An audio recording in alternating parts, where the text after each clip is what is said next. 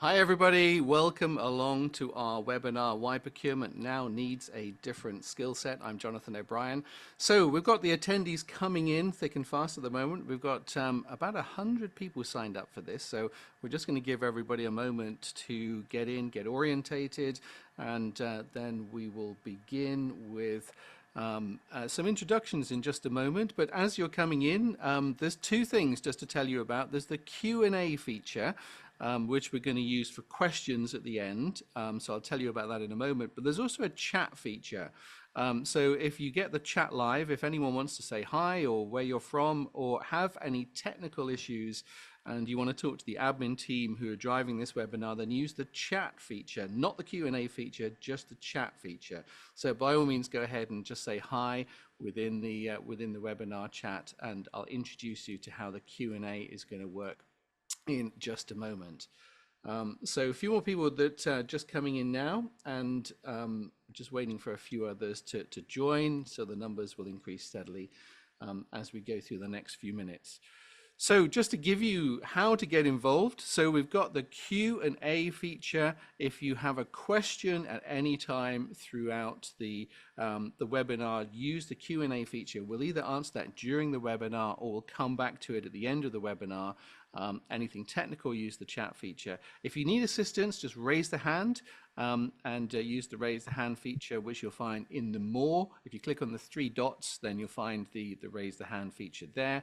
And if you want to use any of the emojis just to react or show how you're feeling, please, by all means, do that. So that's how it's going to work. And the format for this webinar, we're going to do some introductions. I'm going to introduce you to our panel in just a moment. And then we're going to talk about what are the 10 essential skills for the new procurement professional.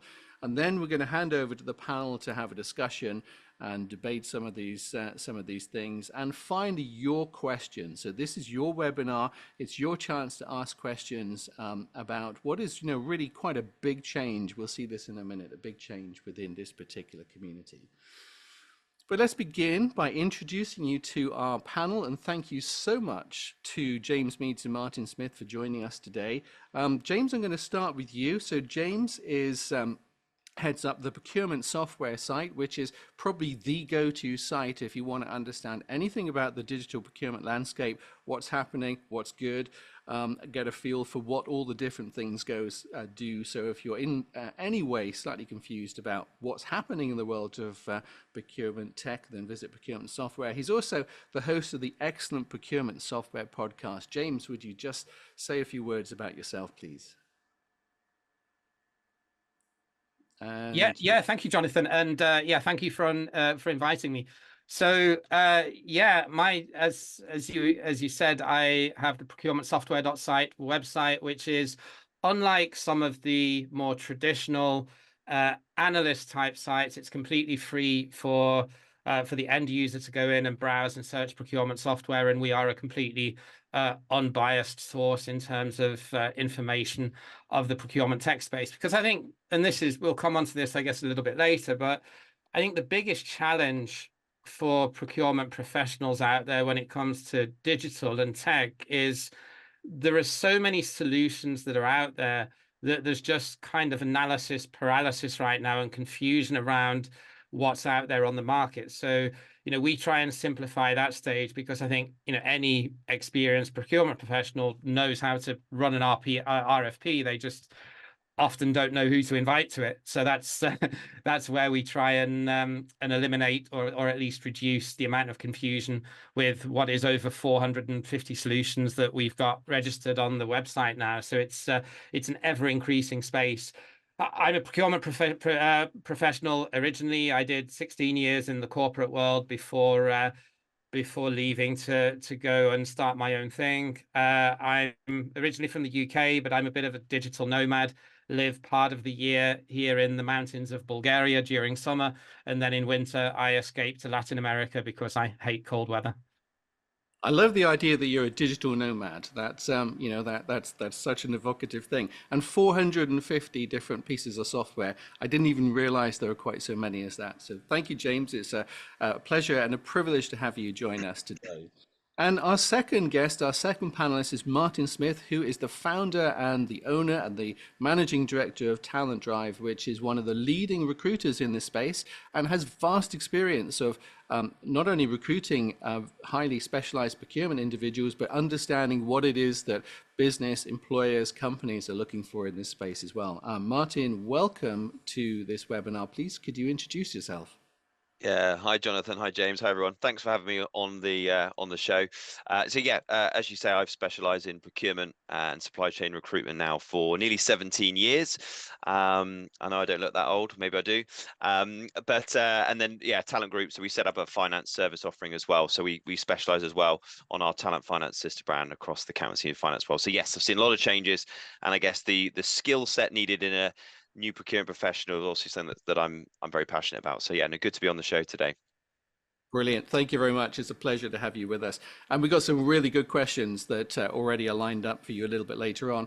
And I'm Jonathan O'Brien. I'm the CEO of Positive Purchasing. I've been doing this for 21 years, training companies in strategic procurement all over the world, and latterly introducing our software as a service, digital platforms around how you can develop category management, effective negotiation, and strategic procurement, providing the tools and the online training to enable companies to do that.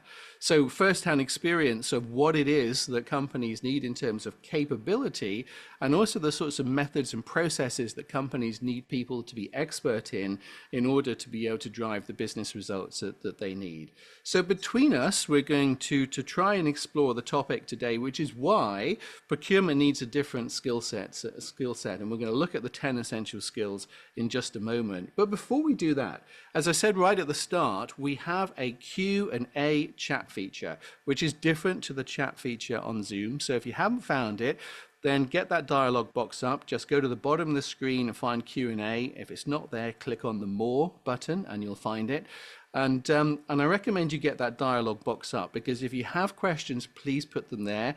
We'll either answer them as we go through the dialogue and the webinar, or we'll come back to them at the end. So this is your chance to be able to learn from the experts about capabilities. And I'm going to come back to this at the end, but if you want to stay in touch, now is your time. Just scan that QR code and get in touch with us, which means you'll get access to exclusive white papers and all sorts of content that's unique. So scan that now, but I will put that up again at the end of this webinar.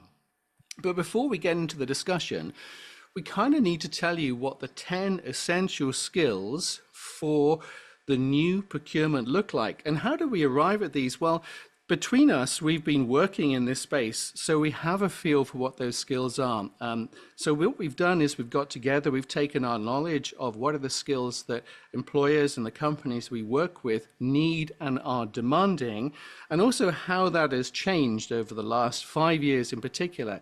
We also asked AI what AI thought and put that into the mix. And what we came up with was a kind of top 10 of the top 10 essential skills that procurement professionals now need to have. So I'm going to run through these top 10 from 10 down to 1. And I kind of thought, because I'm an ex-radio presenter, and once upon a time in my history, I used to do a top 30 countdown program, we should kind of make this like a top 30, but it's a top 10 of the essential skills in procurement. And to do this, I need some dramatic music. Starting at number 10, we have a new entry. It's emotional intelligence. This is a skill that traditionally was something sales teams only looked for, which is the ability to understand and navigate the different cultural norms. People who have high emotional intelligence are able to read other people, to understand them, and influence their behavior from the way they behave.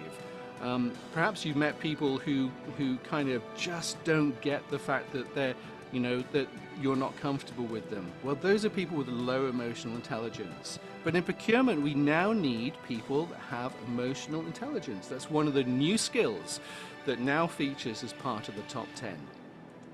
In at number 9, another new entry, innovation, creativity, and entrepreneurship. And again, this is something that we would not have thought about in the world of procurement maybe 5 or 10 years ago, but it's the idea that procurement people act like entrepreneurs, that they're able to create and come up with innovative and breakthrough possibilities and solutions for what they buy, what happens with suppliers, and what happens within the supply chains. Then at number 8, it's a non-mover for cross-functional collaboration. This is the ability of procurement professionals to engage the wider business and collaborate closely with other functions. It is key to being able to apply cross-functional application of core strategic methods such as category management, supplier relationship management, and also sort of modern sustainable procurement. Then we've got at number 7, implementation and change management, which is a non-mover. It's the ability to affect new sourcing or supply strategies. And because coming up with the strategy in the first place is something that we know and are able to do, but it's the ability to make it happen in the organization that is absolutely key, which requires a combination of project planning skills, management skills, and being able to drive change across an organization. At number 6, another non-mover, risk management. This has traditionally been part of what good procurement is about, and it's the ability to be able to understand what is the risk the organization faces on the supply side in terms of not only risk of security of supply failing, but also other risks in terms of sustainability risks or risks associated with a particular supply, perhaps risk of brand exposure should something go wrong. Number 5, it's up one place for negotiation, which is the ability to drive advanced level negotiations, especially using new skills for technology like this, such as the ability to negotiate remotely with suppliers and to link negotiation approaches to what the long-term objectives of the organization are. Then at number 4, we have another new entry, sustainable procurement and supply chain. And if we rewind the clock 5 or 10 years, then sustainability was not something that many procurement people thought about or needed to think about. Today, a procurement professional needs to be an expert in sustainability as well as an expert in procurement, but crucially to be able to bring those two together to understand how we can not only achieve the cost, profit, and commercial objectives of a company, but also be able to achieve the sustainability objectives around people and planet and how we can balance those two. Then at number 3, it's a big climber for digital procurement tools. And this is not only knowing the landscape, but it's proficiency with the current and emerging tech, especially in the areas of e-procurement, supply management, new emerging category strategy tools, sustainability rating tools, and the future of intake systems, which is a phrase we're going to be hearing a lot more of, and many, many others of the 450 or so that James Meads mentioned at the start of this. Another big climber is data analytics. Data and the ability to analyze data, data science, the ability to make sense of data, to know where to get data, and of course, to know how to use AI within a safe way that doesn't compromise our organization and an effective way that allows us to make sense of data. Data and data science is now a key procurement capability. And in first place, strategic thinking and methods is a non-mover. And this is the ability to have the advanced practical application skills for category management, for supplier relationship management, or any of the other strategic procurement. Now, crucially here, the world has changed. We've pivoted enormously into a much more digital space over the last 5 years.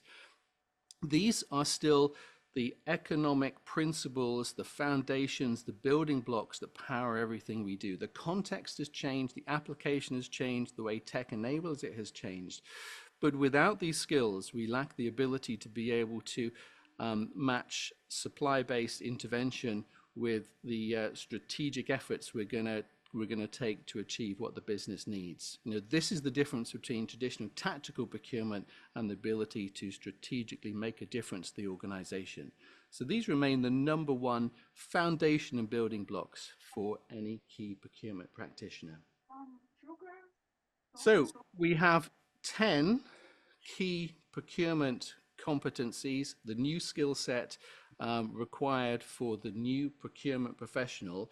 And it's at this point that I'm going to go over to our panelists now, because I think there's a lot we can unpack here, a lot we can discuss here around how these are relevant, what they mean for us. And James, I'm going to start with you, if I may. And I just want to talk about skill number 2, data analytics. And my question for you is, do you think that we all need to be data scientists moving forward? Yeah, no, we don't need to be data scientists is the simple answer. But what I do think is going to happen, or what I'm sure is going to happen, because it already is happening in some of the more forward-thinking, modern, entrepreneurial, progressive procurement teams, is that instead of just stocking a procurement team with X number of category managers and maybe an admin assistant or and a business partner, I think, and this kind of comes on to around category management a little bit more, that I know you want to dig into a little bit later, Jonathan, but I think we're going to see procurement teams becoming a lot more multifaceted in terms of the job titles and the skills that are populated within the team. And that doesn't mean that if you have a business partner or a category management background that you suddenly need to go out and learn how to code Python. It doesn't mean that at all. But what it does mean is that there will probably be fewer of your types of roles in the future, to enable chief procurement officers to free up some of the wage bill to employ, data scientists, internal communications experts, programmers, to be able to then complement the skill set that you might have as a catman or as a business partner. Because as AI and tech can do more and more of the data crunching and the research and the analysis, that's going to logically then, well, and automation of procure to pay, let's not forget that, that's going to ultimately then free up a lot more time for category managers to do what they should be doing, and that is implementing their strategy and liaising with and influencing stakeholders, rather than just beating their head over PowerPoint trying to get all the boxes to match up when they're trying to design their category strategy. So I think that's where I think it will go. I don't necessarily think catmans or business partners need to be worried about their skills becoming irrelevant, but there's certainly going to be less positions for those types of roles going forward to free up some capacity. That's a great answer. So short term, we may need some of this stuff, but long term, we're going to see AI being able to take over doing some of that stuff, providing we know how to use it and make sure that it's doing all the right things. I'm intrigued by skill number 10, which is emotional intelligence, which has sort of popped in as one of the new ones in there. Martin, do you think that we're seeing a shift in the need for technical skills to some of the more kind of core skills, such as emotional intelligence and maybe even risk we could include within that? Are we seeing a shift here? What do you think? Yeah, definitely. I think there's definitely been a shift more from the IQ to EQ, and the sort of competencies that organizations look for in individuals. I think I would agree with number one around that strategic thinking, but I think secondly behind that, I'd actually have the EI side of things as imperative to organizations. And I think that's because procurement is more embedded in organizations now, and therefore needs that ability to sort of flex communication style depending on who you're talking to, because procurement aren't just working directly with finance, right? They're working cross-functionally. Again, so I know it's not point 8, cross-functional collaboration. I'm going to another one, but it's really important that people understand that if they're interacting with a CFO versus a supplier, let's say it was a tech supplier, for example, you're going to need a different nuance in how you're articulating to them and how you're sort of demonstrating the value that procurement represents. So I think what we're seeing organizations when we're getting briefed on positions are, yeah, look, the technical and the strategic mindset, and that's all great, but you need to know how to engage with people in the right way and flex your style and approach. And emotional intelligence we're seeing is an increasing thing that people are having. And actually, what I'd also say is organizations now are actually investing people that have got the right soft skills. They can talk, flex their comm style, they can communicate with people clearly, they can build engagement, build rapport, and that's superseding the technical experience on a lot of, certainly some of the more junior roles that we're working on. I think some of the more technical roles probably will come on to that later, and that's probably a little bit different, but yeah, EI is definitely huge for all prospective organizations that are looking to invest in procurement. And you mentioned cross-functional collaboration there, sort of within the same Yeah. response there. Now, you work with a lot of employers that say, I need this, I need that, in terms of the skill and the talent that they're looking to get. But you know, what do you think employers are looking for when we talk about cross-functional collaboration? And you know, because it's quite a broad statement, and Yeah. you know, we all take our own interpretations of what that means. You know, what do you think that means? What is it employers are looking for there? Yeah, sure. So that can be anything from teamwork, from coaching, from project management, from category management. You know, it can be a whole multifaceted of things. You know, if you think about you're talking to someone from the IT community, you know, the collaboration you're going to have, and they're going to be very data specific. They're going to want to know the technical behind it. If you talk to someone in the marketing creative world, they might want something that's a little bit more the value add stuff and the sort of the aesthetics behind it. As an example, this is slightly sweeping statement, but you know, you get the idea. So I think that collaboration is so different depending on the stakeholders. Procurement businesses now, procurement teams, sorry, now are interfacing across the whole organization. So they need to be able to collaborate. You can't just go, we're procurement, crank the handle, you know, old school way of doing things. This is the way that procurement are there. They've got to be able to open doors and collaborate very differently, because what different stakeholders are wanting from procurement is going to be different, right? You know, it's going to be very, very different.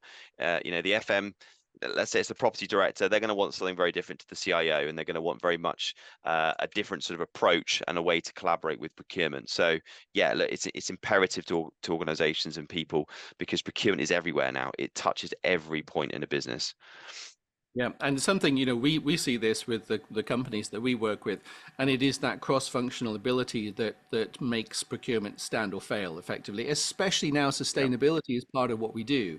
If the procurement team don't engage or lack the skills to engage, it just doesn't go anywhere. If they're out there in the organization with the respect and support of the organization, stuff happens. You know, it is a real key one. James, I want to talk about number 3, because we talked about digital procurement tools, and this is very specific about knowing the landscape. And I'm curious, if I'm a procurement person, why I need to really know the landscape that much, because surely somebody's going to give me the tool. You know, here's the e-procurement suite we're going to use. Here's the intake system that we're moving to. Somebody will make that decision for me. Why do I actually need to understand what's out there?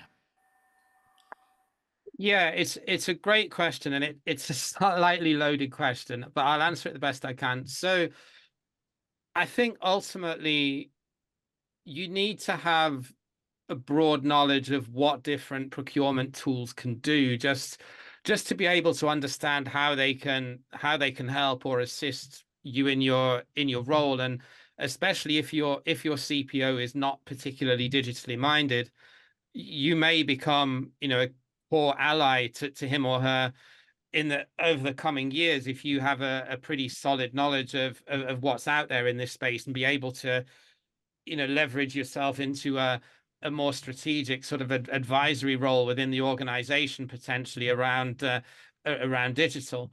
Now, you know, with that being said, you know, you don't, yes, you know, if you're coming into a role and there's already a digital procurement tool or suite in place, then you're going to have to sort of pick that up and run with it. But you should at least then have an idea of, you know, are you working with best in class technology, or are you working with legacy tech, just to give you an idea of its competencies or its shortcomings. Because if you work in an organization and you're given a piece of tech to work with, and for whatever reason you don't like using it, and you get quite a negative opinion of digital procurement software as a result of that, that's going to color your judgment going into future roles. And it might just be that you were given a particularly poor piece of software that the organization had decided to implement all those years ago, when the choice of tech out there was somewhat limited. So,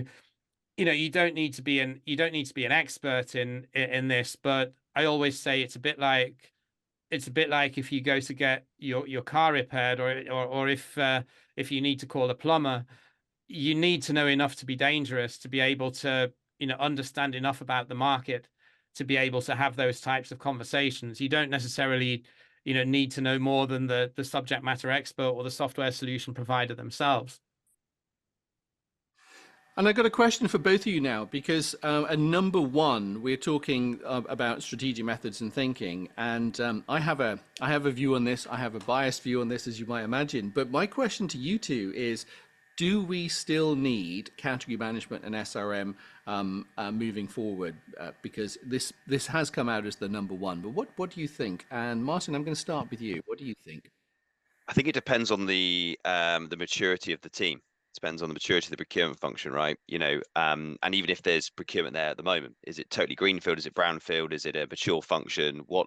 And also going back to the tech side, which I'm sure James would agree, it also depends on what technology have you got at your fingertips, what processes have you got in place, and what tools are you working with at the moment. So you can't have a strategic methodology if you don't have any tools, right? And you can't just dive straight in and create some strategic, lovely 7-step sourcing process or category management process if you haven't got procurement there at the moment, you don't know the data. So I think it just depends on the maturity. I think as a best in practice procurement, I would say you do need to implement some level of process, obviously, but actually what I'd also say as well is category management isn't a one size fits all even for mature teams. It does depend. What we see with some of our organizations is actually developing it on a more project basis, i.e. when the projects come in, depending on the scope of work and the complexity and indeed the expertise they have in the team will then depend on who's going to sort of work on that program of work, sorry. So for me, I think having a strategic mindset is really important for procurement. I would just say that out loud, whether you're a mature function or not, but actually implementing a strategic category management program and embedding SRM with the function, it just depends on the appetite for change and the maturity that the team have. Brilliant. And James, what do you think? Yeah, I mean, I pretty much agree spot on with what Martin said. I do think you need both of them, but the level of detail that you're gonna go into does certainly depend on the size and the maturity of the business. I mean, I'll give you an example. If you're stepping into a greenfield head of procurement role at a rapidly expanding tech company, then you're probably going to want to do SRM and category strategies for things like IT spend and real estate and maybe contingent workforce management, but you're not going to do it for things like office supplies and facilities, and you don't have a supply chain essentially. So you're not going to be doing that much work on supply chain traceability, and your sustainability scope 3 is going to be fairly limited as well because you're not manufacturing anything. So I do definitely think it depends on the situation. I would also say that while they're going to maintain their relevance and get more relevant in some cases, what we alluded to earlier, there is going to be technology now that can do a lot of the heavy lifting. So the skill set is then going to move more around how do you interpret that strategy and then take it forward and run with it and implement it, which comes then through to numbers 8, 9, and 10 on this slide. It's all around cross-functional collaboration, how entrepreneurial you are, how good your internal communication strategy is, how creatively you can negotiate with suppliers and leverage the terms of the contract. So it's not just about cost savings, it's around win-win, and that's all sort of packaged into how emotionally intelligent you are to deal with different situations. So I don't see either of the two going away. I also think that whereas if you've got a category manager that's been in the same role for 20 years and then retires, with the tech that's now available, with the market intel that it can pull, and with the guided category strategy creation tools like what you guys have got with your Capella product, you can take a relatively inexperienced person from a category knowledge side, but they can still be a very effective category manager if they've got numbers 8, 9, and 10 in abundance that can enable them to deliver the strategy. Brilliant. So it all depends, and things are changing is kind of what I took away from both of those responses, I think, as well. I just want to come back to something that's on the chat. Thank you, Martin, for your comment there as well. Martin says, I'm surprised about the order 2, 3, 4, 6, and 7 can be learnt. whilst 8, 9, and 10 have to be practiced and lived. That's really insightful. A couple of times each of you mentioned 8, 9, and 10. What we are seeing now is this kind of these new skills, which are less skills that can be learnt, but you either kind of have it or you don't, or they're things that you have accumulated because you've sort of been around the block a number of times, which I think says where procurement is heading. And the other place that we know procurement is heading is in terms of sustainability. We've got that identified as number 4 as a core skill. And what we've seen in this space is organizations setting up procurement functions and sustainability functions as two very separate functions. But can you have a procurement person that does sustainability? Martin, what do you think? Yes. Okay. You've got to be, I mean, look, in modern day procurement, you've got to be aware of sustainability. And I think we're all generally in society become more conscious of our planet.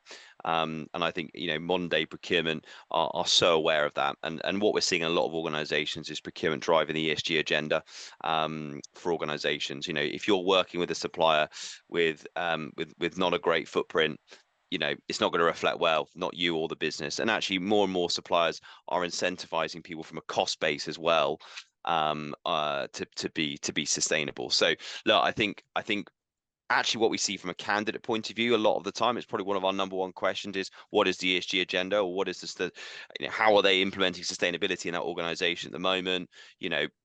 That they want to know that. They want to know that probably over salary and scope of role and category. It's really, really important. So yes, there needs to be more. People, planet, profit. You see that a lot being articulated out in the market, and I think that's probably true for procurement. And it's certainly very much on the front foot. I think procurement doing amazing things in sustainability. We're seeing dedicated sustainability procurement people. Sorry, dedicated sustainability people being embedded in procurement and actually being part of that procurement org chart, which is amazing. Or they're certainly being very, very close to it. These ESG champions that you're seeing out there in organizations as well. It's almost its own space. I mean, certainly a talent drive. We actually have a dedicated team that do ESG and sustainability recruitment, sort of in parallel with the procurement. So it's carving its own market. So, and I think that'll only increase, as we become more aware of our environment, our planet. I think it's just going to be something that's just conscious and very much embedded as part of the supply chain process. Well, let's hope so, because that's going to kind of mean that everything changes for the better. I've got a provocative question now for both of you. I mean, this list of skills is light years away from anything that's ever gone before, and or anything that the kind of established old institutions still teach. So do we still need SIPs? James, what do you think? I think it certainly has a place, especially if you work in public sector or you're at the start of your career, or perhaps you've come into procurement cross-functionally from somewhere like engineering or finance, because it will enable you to understand some of the more technical and regulatory side of procurement that everybody needs to know. Where I feel it isn't relevant is if you've been working in procurement for 5+ years in large corporate organizations, I don't really see what it's going to bring you on top of that. And I think they're kind of losing relevance in that they're so behind on the tech side as well. As to the best of my knowledge, there is nothing in the SIP syllabus around digital procurement tools or entrepreneurial thinking. It seems to be very process and regulatory driven. They're doing some good work from what I gather on sustainable procurement and on ethics in supply chain. And that's perhaps why their courses are so popular in emerging markets, to bring that in. But yeah, I think for anyone that's an experienced procurement professional that for whatever reason didn't do it at the start of their career, I don't know, Martin, you're a recruiter, but I've never had anyone quiz me why I didn't have it when I worked in corporate. What do you think, Martin? Yeah, look, at the start I did, 16 and a half, whatever it was, years ago when I started out, businesses, we probably saw 60, 70% of organizations saying, do they have SIPs? It then shifted to kind of desirable, and sometimes now it's not even on, on job descriptions. So I think that really shows the relevance now. I would agree with James. I think look, SIPS underpins some of the real sort of startup technical skills and sort of knowledge sharing for junior buyers and people that are looking to join or started out in their procurement career. And I think just to sort of add to James's point, I think in that first 5-year period, I think SIPS still has some relevance. There's some good textbooks, the level 1, 2, 3, 4, to go through negotiation training, and some of those basic fundamentals that underpins procurement, I think is good. But I would agree. I think that the relevance to today, to modern day digital and entrepreneurial mindset, and actually a lot of the stuff that's listed here on the new skill sets, it's not there. I think SIPS needs a big makeover. I've said this a lot on my podcast, and I've said this a lot on other webinars and to various people. I think it needs a huge makeover. I think the language that's used is archaic. I think it needs to look at its DNI. I think it's still a very male dominated rhetoric around some of it. So I really, I feel quite strongly about that. I think the representation is not there to modern day procurement and what it's trying to be from a DNI point of view, as well as sustainability. So I think it needs a makeover. I think it needs modernizing. I think it needs looking at modern ways of thinking and doing things and representing a real cross section, not only from a gender and ethnicity and religion and age and everything else, but from an industry sector as well, because I still think there's this connotation around it being quite public sector focused. So it just needs to shift that. It has value, but I think it needs a makeover. Brilliant, thank you. And so if we want to improve the industry, it starts with the institution kind of getting itself together there. Yeah. We're going to move into our Q&A session now, and if you haven't already, we've got a couple of questions which are going to come to you on the Q&A. So if you have a question, please put that on the Q&A now. And there's a couple that have come in already, and then there's a couple that have come in by direct message as well. Martin, one for you from Ahmed. Is what are employers looking for in procurement professionals, and can you give some interview tips? Okay, yeah. So what they're looking for in individuals. So professional curiosity is something that is quite a modern phrase that people are looking at. So I think firstly, being curious about the business you're interviewing for, applying for, I think that's key. So organization want to know, have you looked into us? Are you curious? Are you looking to challenge yourself from a category perspective? For example, if you're working in HR category at the moment, are you looking at projects, or are you open to looking at stuff in IT or FM or marketing? Are you pushing yourself? So I think that's what organizations are looking for, people that are pushing the boundaries. They've got to know your metrics. You've got to know your data, your numbers. What is the profile of spend that you're managing? What project values have you led?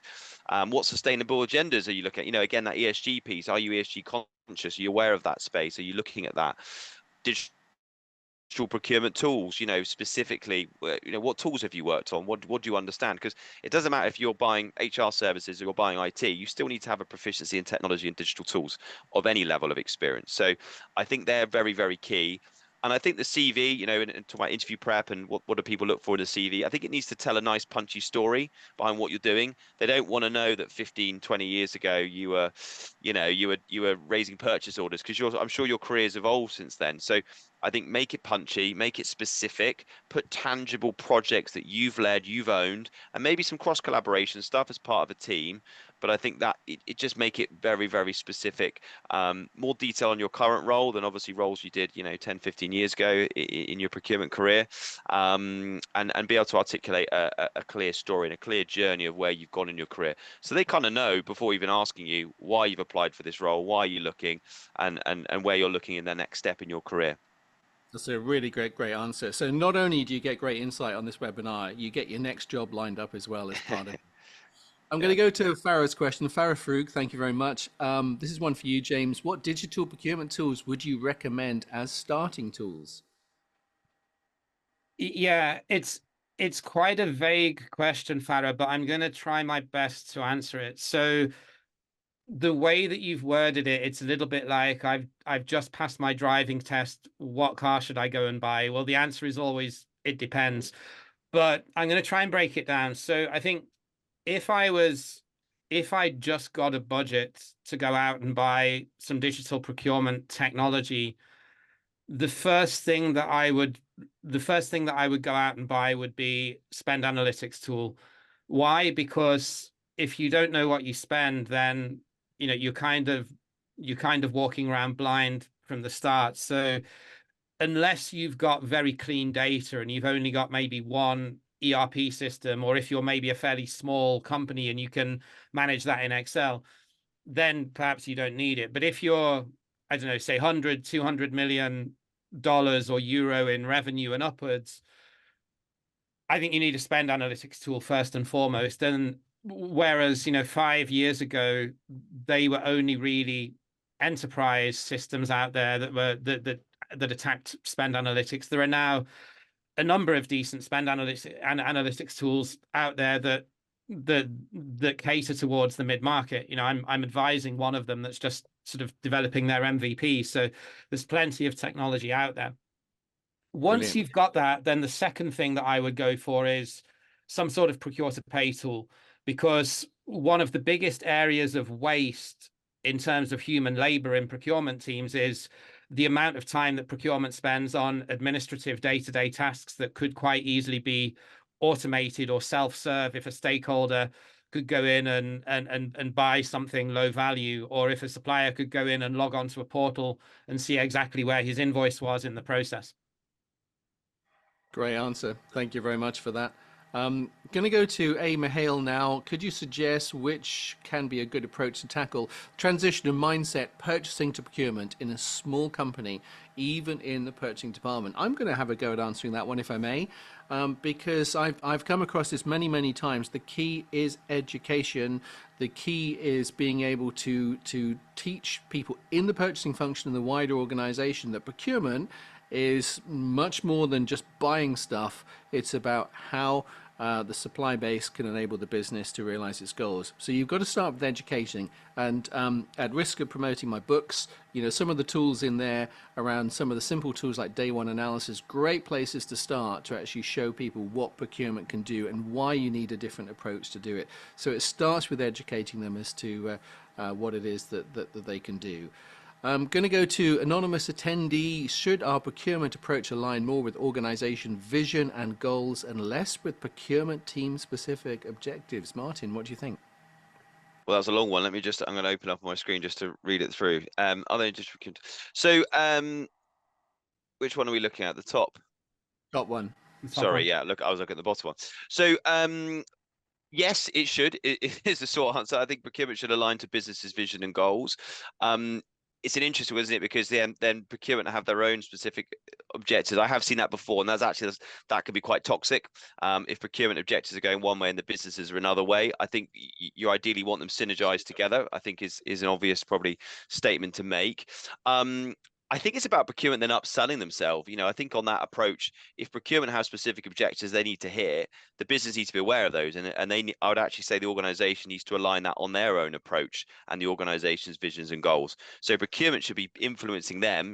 This goes back to that whole seat at the table rhetoric, but procurement should be actually having a big influence on the strategic direction of that organization. So I wouldn't look at them in silo. I'd look at them together, but I'd look at procurement creating those specific objectives as part of the organization's visions and goals. Because what should a procurement objectives be? They should be helping drive change. They should be looking at systematic ways to improve performance. They should be looking at adding value, driving, bottom line cost savings, of course, in the organization, implementing new efficiencies and tools and processes and procedures and all that sort of good stuff.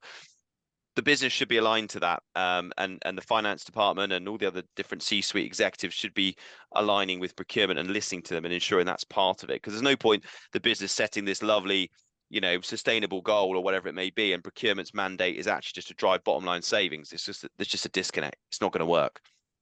That sort of answers the question. Great question, though. Absolutely. Yeah, it's all about alignment. So we're just about out of time, and we're just going to have a go at this very last question. James, in 30 seconds, are there any digital procurement tools that can help procurement professionals translate procurement processes to stakeholders who don't have a clue or are not interested? 30 seconds. Yeah, these new intake tools can do exactly that, because they kind of offer that great front end user experience. So if a requisitioner goes on there and says, I want to buy some tools, then the intake form, the intake system would then guide them towards who the buyer is, who the preferred supplier is, and make that whole purchasing experience a lot more user friendly rather than having to get them trying to suffer through creating a requisition in SAP or any other ERP system. The other thing I will say, just to close that out, is if your procurement policy is more than 1 page, then it's too long. People are busy, they've not got time to read all of that. You need to think like a marketer and write like a marketer and communicate like a marketer and not like a lawyer. Great way to finish. And thank you so much, Martin Smith. Thank you so much, James Meads, for being part of this. We'd very much like you to stay in touch with us. If you click on the, click on the QR code, scan the QR code, and get in touch with us. We'll make sure that you're signed up for future webinars. You're invited to future webinars. We'll send you future white papers. So please be part of our community. Our objective is to develop skills within the procurement world. So there's a lot we'd love to share with you. Thank you again to our panelists, and I hope that today's been really useful in learning a little bit about the new skills that procurement needs for the future. Thank you, everybody. Bye-bye.